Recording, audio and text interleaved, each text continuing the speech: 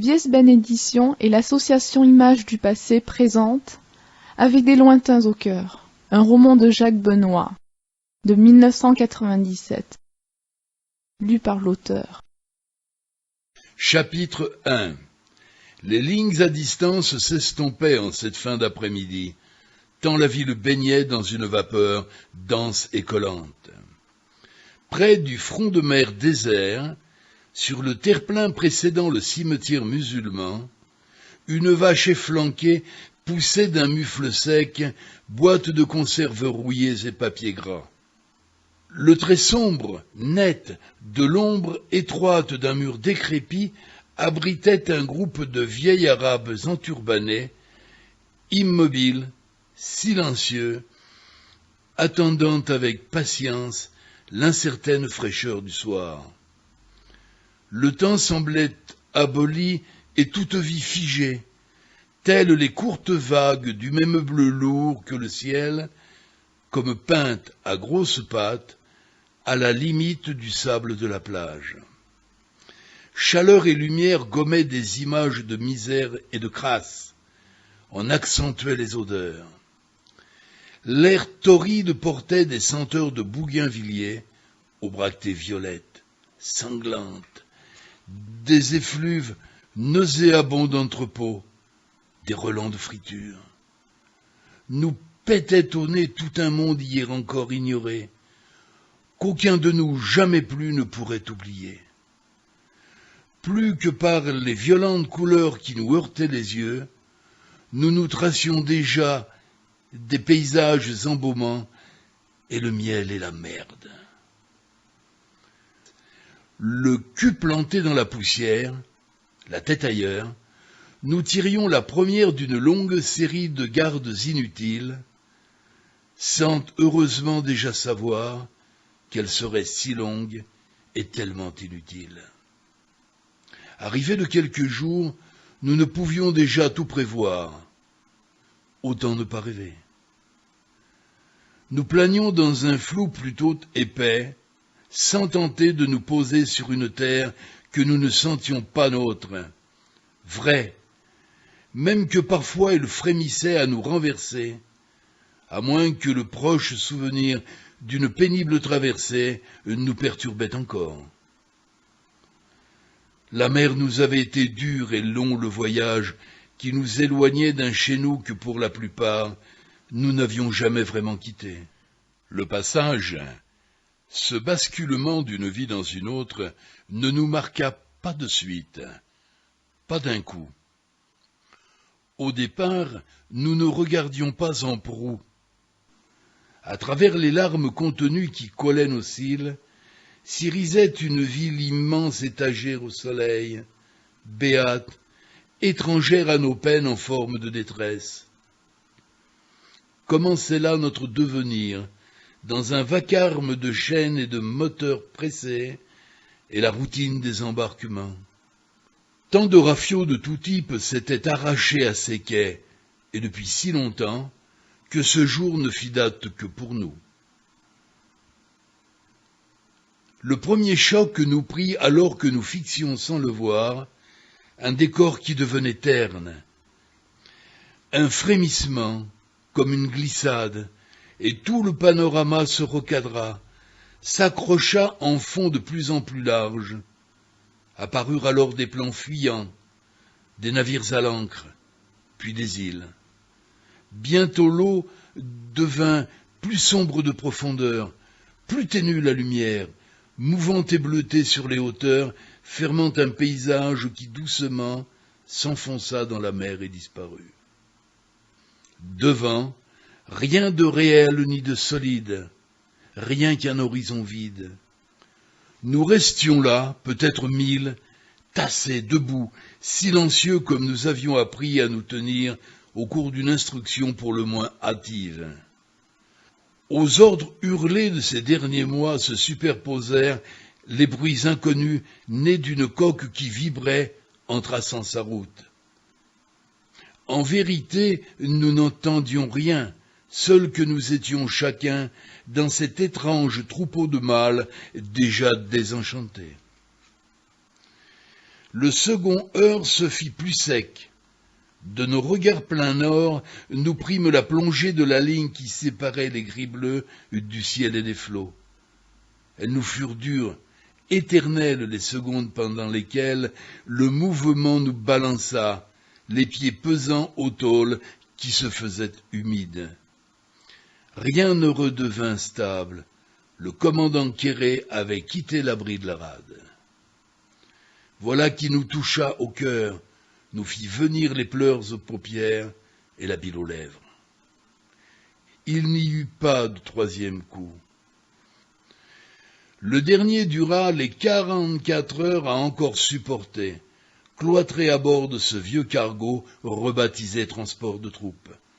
C'est dire combien nous fut difficile cette presque croisière, à ne plus finir d'espérer une terre abhorrée. Il était bien tard pour un autre sentiment, car, inspirés, les autorités militaires écartaient d'emblée tout boute-feu du contingent destiné à promouvoir une politique qui ne nous concernait en rien. D'ailleurs, civils, nous ne disposions même pas du droit de vote à cette époque, et n'avions pas souvenance de le revendiquer. Juste le devoir de porter les armes. Comme quoi.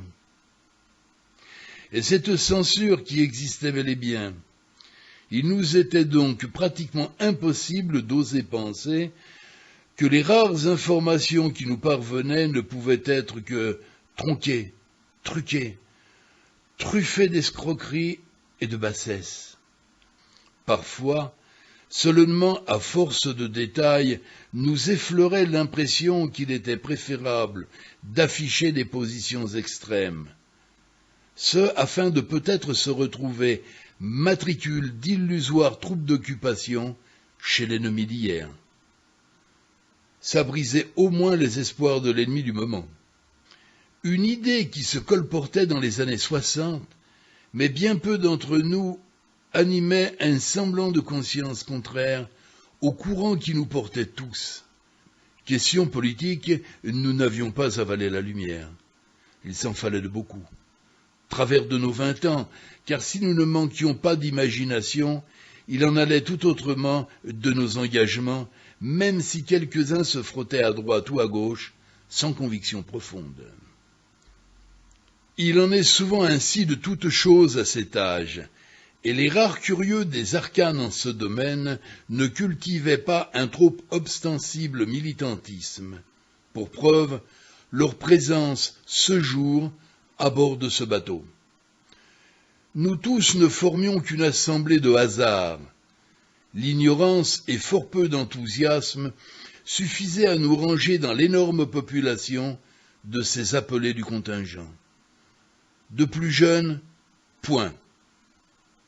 Devançant l'appel, engagés pour 3 ans, ils achetaient de cette piètre façon une affectation les mettant à l'abri de la promiscuité de nos voyages et s'en allaient pour quelques mois alimenter de leur manque l'insignifiant niveau des écoles de sous-officiers. Les plus âgés, nécessairement surcitaires, nantis de diplômes à faire pâlir le plaquet de quelconque pendante, fournissaient la majeure partie des cadres dont une armée aux effectifs soudain pléthoriques avait fort besoin. Tout beau d'enrôler Piétaille, encore fallait-il l'aider à se bien tenir.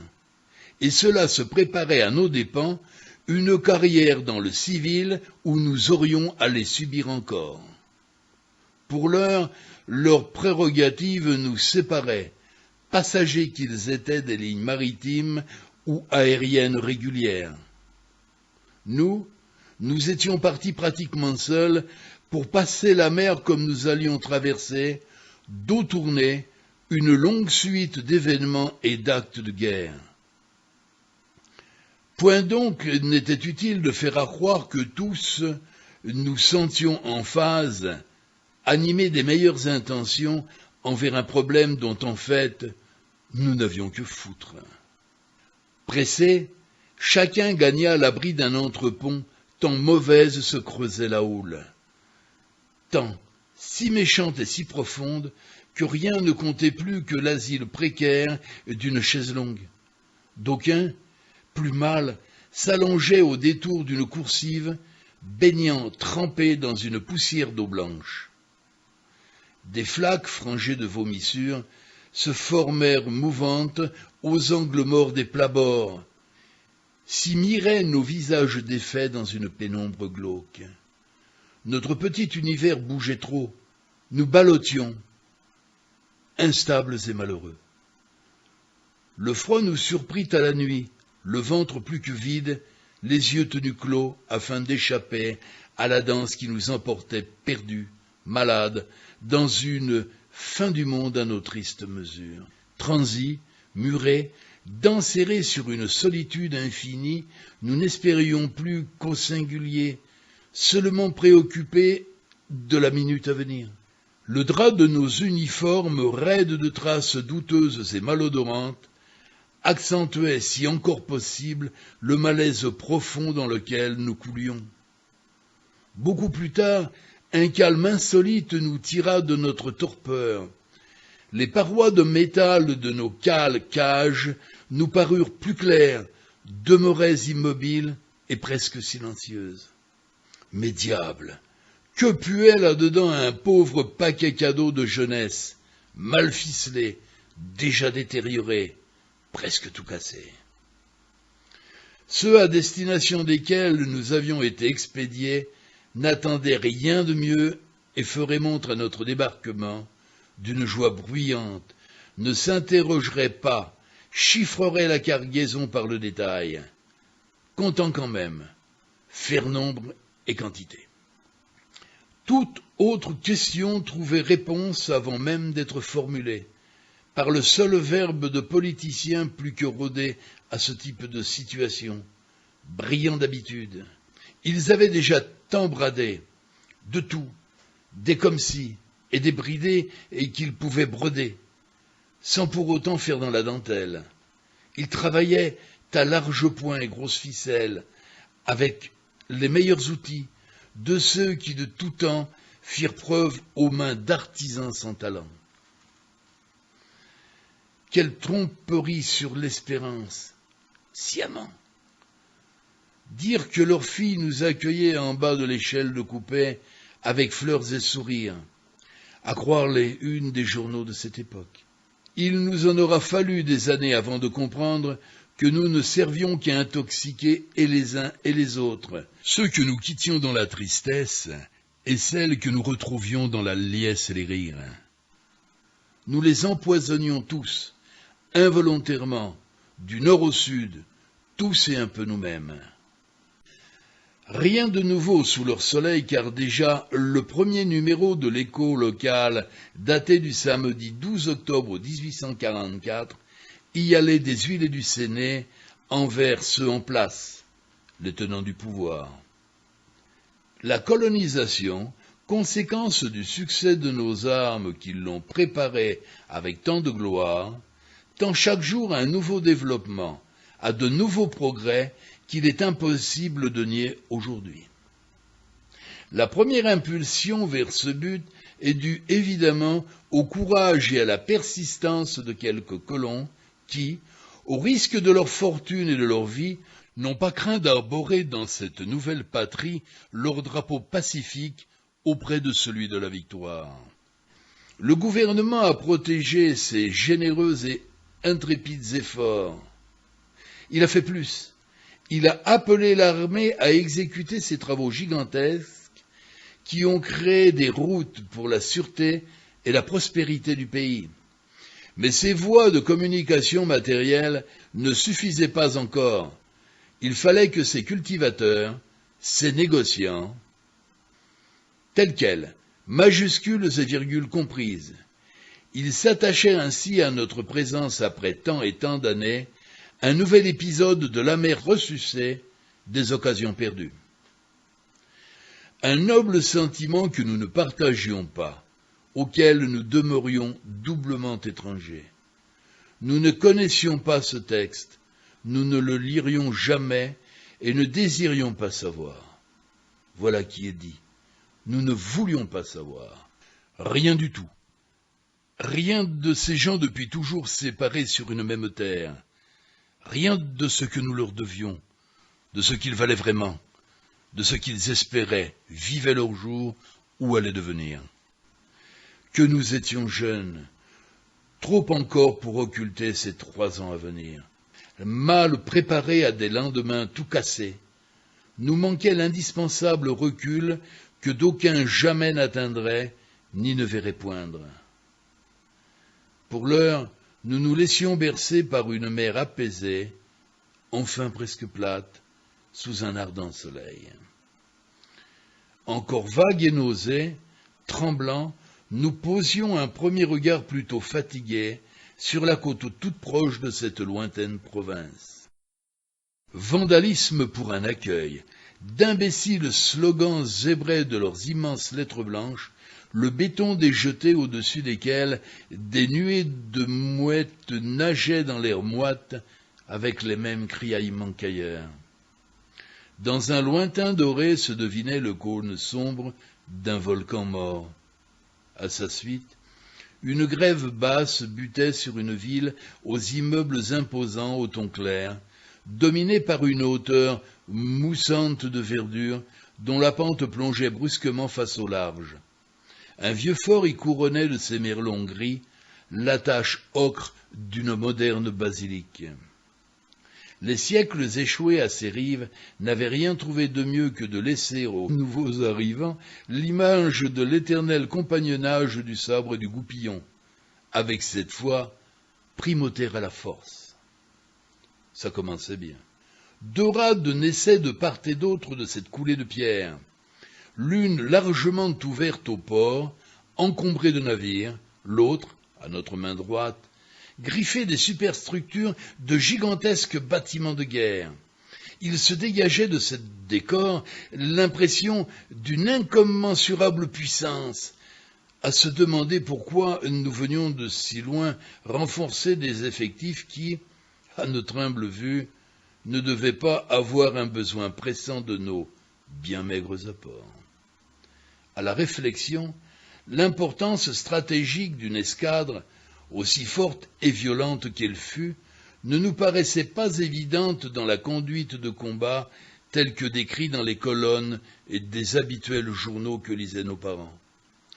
Que nous ne parcourions pas, nous contentant seulement d'avaler les titres à la gloire de nos armes, des leurs, et de piquer au passage les noms à particules de valeureux officiers supérieurs à nous tous. Personne ne lisait avec attention une actualité rejetée. Pour nous, seuls commandaient des événements qui nous échappaient, que nous subissions, des opérations troubles qui nous forçaient au voyage et à maintenant contempler béat un continent de pauvres gens. À ce que l'on nous expliquait, mieux valait ne pas trop faire de commentaires et éviter ainsi d'évoquer ce qui nous tenait à cœur, tout le cœur. Nous demeurions donc muets, fermés, nous de coutume si disaires, brodant d'inutiles détails au moindre de nos gestes. L'imagination nous était poésie, aventure et besoin de chaque jour dans une vie pas si drôle. Surtout que la jeunesse se portait courte en ces saisons. Bien placés pour le savoir, nous tentions de profiter au mieux de tous nos instants, sans beaucoup espérer en la lumière de nos prochains matins. Nous changions aussi de famille, et nos marques n'abordaient plus les mêmes approches envers ceux que nous aimions de toujours. À nous de choisir un autre groupe, éphémère et large de base, où nous ne serions côtoyés que d'autres nous-mêmes.